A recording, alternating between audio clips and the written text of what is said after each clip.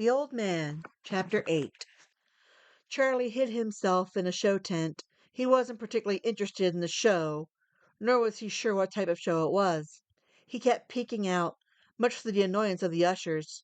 When he was able to see straight and the hiccups had finally subsided, he exited and began to look around for the group of little girls and the chaperone of said group. Rather than the group, he noticed Winifred by herself. He hurried up to her in a mix of panic, relief, and agitation. "Winifred! Thought you were with Molly and her mom. Where'd everyone go?" "Be quiet, Charlie," Winifred scolded, as she twisted the large softball in her hand. "I'm trying to concentrate." He looked to the booth and realized it was a dunking booth. There was a very large target. Beside it was a large tank of water. On the seat was a man that looked like a crude hobo. "I've been trying to knock this guy down. The others got tired of waiting," Winifred explained. She threw the softball and missed the target. "Hey, you couldn't hit the broadside of a barn. You're blind as a bat," the hobo taunted. "Ugh!" Winifred roared. "I just have to shut him up." "Walk away," Charlie suggested. "Then you won't hear him." "Yeah, listen to your nerdy brother," the hobo shouted. "To mommy." Winifred let out another roar and threw another softball. Again it missed. "You're not gonna do it. Pick your nose and chew it," the hobo shouted. "You ain't got what it takes, small fry." Winifred pulled back her arm, and it was at that point that Charlie placed his hand over hers. His back was towards the dunking booth, but he still felt those heckling eyes on him. "Wait." "What?" Winifred asked. Charlie took the ball from her and took a few deep breaths. "He's gotten under your skin. There's no way you'll be able to hit the target if you keep getting angry." He turned around and took a good look at the target. He threw the softball and made the much-needed hit. The seat gave way, and down the hobo went into the water. It was satisfying. Winifred pointed up at the large plush frog for the chosen prize. "Thanks, Charlie," she cheered. "Why aren't you with Stank and Stunk?" "Mike and James," he grumbled. "Whatever. Weren't you guys going to do boy stuff?" "I saw him," he said. That confused Winifred for a moment. "Him who?" It suddenly hit her then. "Him? That Mr. Powers guy?" "I think so. He's even creepier in costume." "Costume? Is he a clown?" "No. He's in the Haunted Adventure, I think." Winifred went silent at first.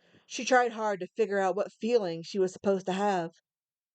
"He did say he was going to work here." "I expected a barker or a game booth or something," Charlie admitted. "Something that made him less creepy. Now he looks even creepier than before. I mean, if it's him." Winifred simply began walking. Charlie called after her and was quick to catch up with her. "Winifred, didn't you hear me?" "I want something to eat," she said simply. "Let's get some burgers and shakes." "How can you think of food at a time like this?" he shouted. "Because it's time to eat," she grumbled. He wanted to argue, but noticed the look on her face. It was her warning, bossy face. Normally, he'd be just as stubborn. This time, however, he simply gave in to her demands and followed her to the food area of the valley. At their seats, they ate their meals. They would likely eat themselves sick throughout the evening. There was so much ice cream, funnel cake, pretzels, corn dogs, popcorn, and cotton candy to enjoy. For now, this was the closest thing to real food they would get. It was a quiet affair. Winifred simply said nothing at all. It was eerie. Charlie found himself simply staring at her. He wanted to speak. He wanted to ask her questions. But she seemed so unwelcoming. "I want to go on the Ferris wheel," she suddenly said. "Go with me and Ribbit." "You named the frog already?"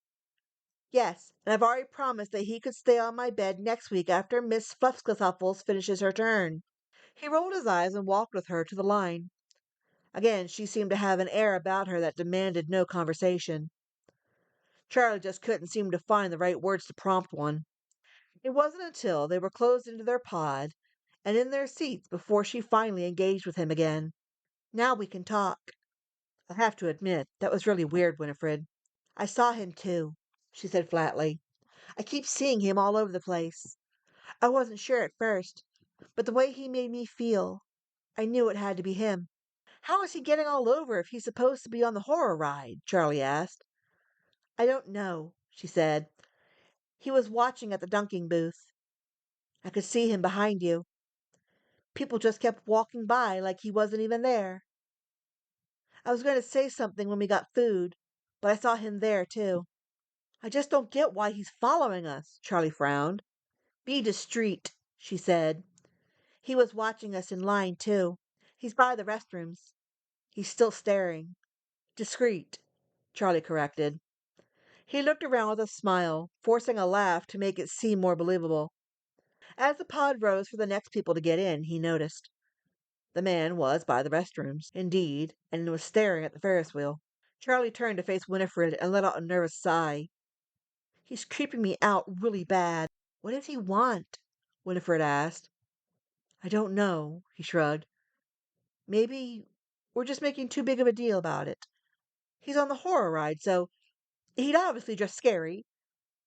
There are other people in scary costumes around the carnival. Maybe, she shrugged. She looked out as the pod rose higher and higher.